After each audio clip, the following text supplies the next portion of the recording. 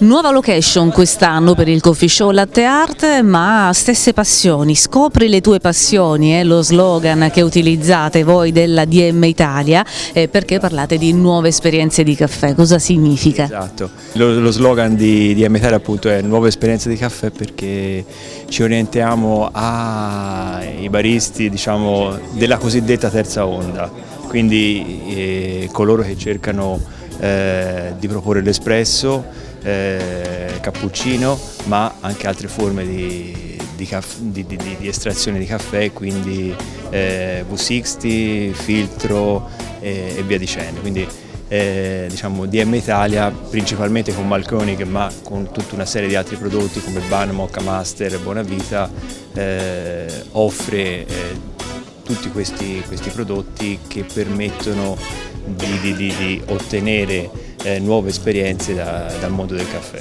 Nuove esperienze, anche se vogliamo nuove mode legate a diverse sostanze, a diverse piante, tra cui il caffè. Penso, non so, al caffè verde, dico una sciocchezza per chiedere però a lei, vi dovete adeguare anche a tutte queste correnti oppure voi andate sul professionale, quindi i giochetti, quello che può essere l'ondata di un momento non vi importa? Diciamo che il mondo del caffè si sta anche qui in Italia spostando sempre più, o comunque sta dando sempre molta più attenzione agli specialty, quindi a queste origini che hanno delle caratteristiche particolari, non sono più solo e soltanto dei caffè commerciali, e quindi noi ci orientiamo su questo principalmente. Altre tendenze o pseudo tendenze forse sono semplicemente mode.